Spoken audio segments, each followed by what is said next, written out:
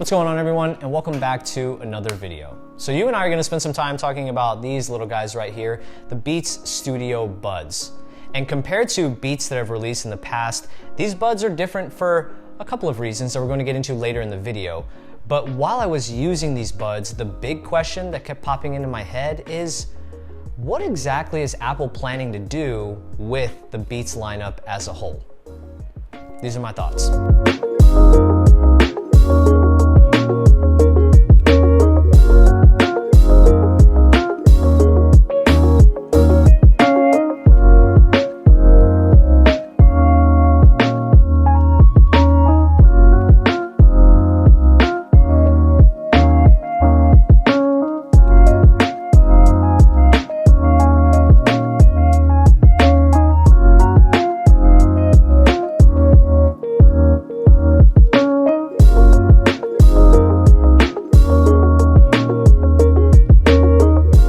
So Beats Studio Buds. Let's get the basic details out of the way so we can get into the more, let's call them fun details here in a minute.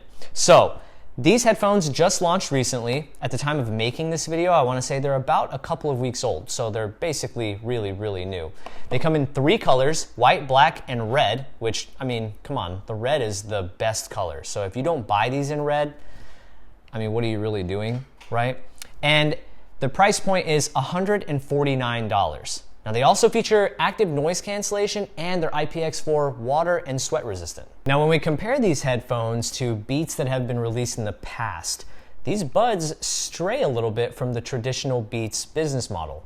And what I mean by that is, these are the first pair of truly wireless buds that Beats has ever released, right? I think Apple categorizes the Power Beats as earphones, not necessarily buds.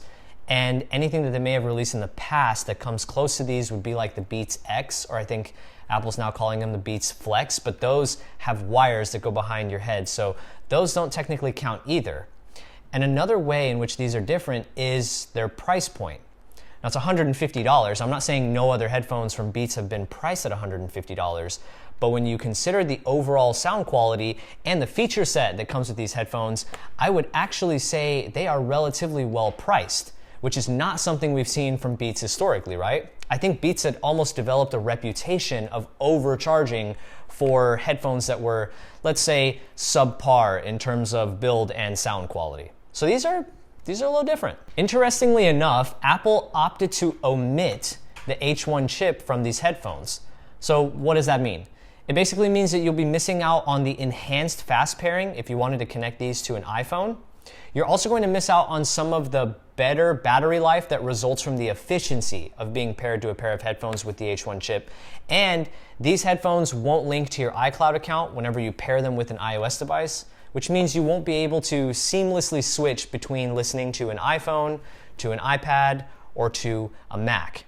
Now, the omission of the H1 chip is actually not a bad thing because there are a couple of features built into these headphones that make them much more appealing to a wider base of smartphone users out there, even smartphone users that don't include iPhone buyers. So first off, there is fast pairing still built in on these headphones, and when you pair with an iPhone, the process looks exactly the same, so you're not really missing out on anything there. And the pairing process on Android looks awfully familiar as well. The only difference is when you connect to these headphones using an Android phone, you will be prompted to download the Beats app because that's where you're going to configure all of your audio settings for an Android device. So you have fast pairing on both iOS and Android. And these buds, or at least the case, doesn't charge with Lightning, which is definitely different even compared to the Power Beats Pro, which are not that old in the grand scheme of things.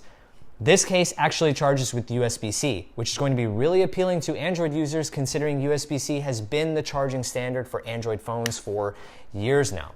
So while the H1 chip isn't here, this still appeals to a much wider variety of smartphone users. So I think Apple's playing a different game with these headphones. Now, let's talk about sound quality because that is arguably one of the most important, if not the most important factor whenever it comes to buying headphones. I mean, outside of the fact that these are red and look super dope. But from a sound quality perspective, I was actually pretty impressed with the Beats Studio Buds. Now, I'm not an audiophile by any stretch of the imagination, but there wasn't a point in time where I ever thought to myself that these headphones are disappointing in terms of overall sound quality. And I've listened to at least 10 plus hours worth of music, including several very intense workout sessions at the gym. And like I said, I was never ever let down by these. There wasn't a point in time where I was thinking to myself, I really need to switch back to my AirPods Pro or my Powerbeats Pro.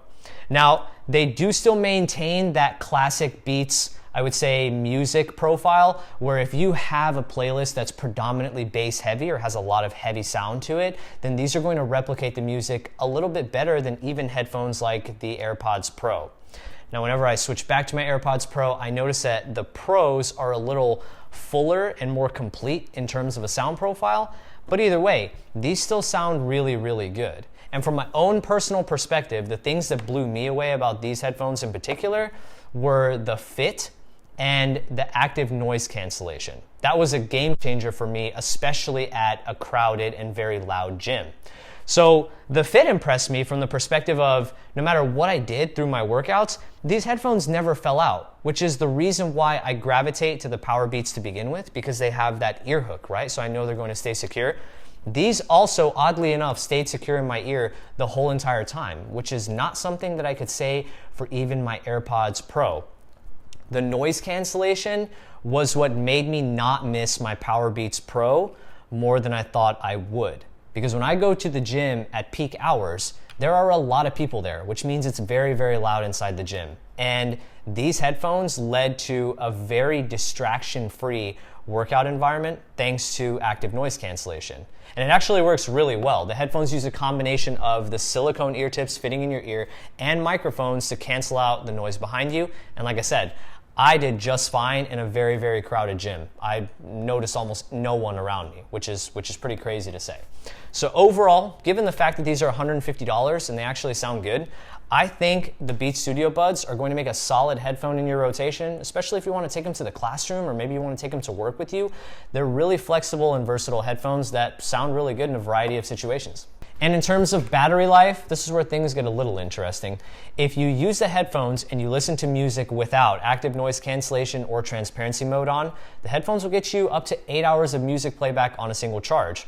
And the case will provide you an additional 2 charges, meaning you'll get 24 hours of combined playback. Again, that's with active noise cancellation off. Now, if you decide to turn it on, 8 hours of playback drops down to 5, and 24 hours of combined playback drops down to 15. So you are taking a noticeable hit in battery life whenever it comes to whether or not you listen with active noise cancellation on. But hey, that's a headline feature for these headphones, so you might as well use it. And it's definitely a different and really nice music listening experience. So battery life numbers aside, I think the active noise cancellation is worth that hit in battery life for sure. So I'm sure you've already gathered that, in my opinion, the Beats Studio Buds are actually really solid headphones, and whether or not you have an Android phone or an iPhone, these are going to be a really solid option, especially given the fact that Apple shaved a little bit of that Beats premium price tag off. At $149, the sound quality and the active noise cancellation, in my opinion, makes these headphones a really solid choice and a really solid competitor to some of the headphones like Sony and Bose are currently offering in this market.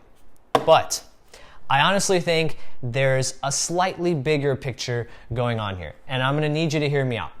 So I feel like Apple omitted the H1 chip on this pair of headphones on purpose, not necessarily to just make the headphones cheaper, but in order to make these more appealing to a much wider base of users. And I know I touched on this briefly, but here's my full thought process. So if you think about it, Apple has already replicated, or at least created, multiple different types of AirPods in order to satisfy a lot of music listening conditions for their own particular user base. The type of buyers that have already heavily invested into Apple's ecosystem of products, right? So if you just want something that's convenient and quick to use that'll pair with your iPhone really quick, you can buy a pair of AirPods 2. If you want AirPods, but you want even better sound quality, you can go for the AirPods Pro. And if you want the absolute best music listening experience, especially now that spatial audio is a thing in Apple Music, you can go for the AirPods Max. But where does that leave the Beats line of headphones that Apple also currently owns? I don't think it makes much sense for Apple to continue to make really innovative Beats products that are going to compete directly with their AirPods lineup. So I feel like it makes a lot of sense to make a pair of headphones starting with the Studio Buds that are going to appeal to not just iOS users who may just prefer Beats as a brand, but to Android users who want a little bit more in terms of headphone selection. And like I said, I think it all starts with the Beats Studio Buds. I think it would have been really easy for Apple to just throw in the H1 chip into these headphones, use a Lightning charging port instead of USB-C, charge $199 for these, and offer them as an alternative to the Power Beats Pro, but they didn't. And I feel like in the future, as more Beats headphones come out, they're going to be really similar to the Studio Buds in terms of not just their feature set and their sound quality, but how well they apply to a variety of smartphone users, not just the ones that are heavily invested in Apple's ecosystem. So I don't think they've announced anything yet, but I feel like this is kind of a big brain play that Apple is pulling to try to get their own products into more buyers' hands, whether or not they're heavily invested in their own flagship product lineup. But hey, that's just my thought process. Let me know what you think in the comment section down below. Do you agree? Do you disagree? Why? Why not? I'd love to hear from you. If you enjoyed the video, please consider subscribing. It means a great deal to us if you do. As always, thank you so much for watching. I will catch you guys in the next one. Stay safe. Peace. All right, so Beats Studio Buds. Let's get the basics out of the way before we dive into the fun details. These just launched recently. I combined both words. You like that?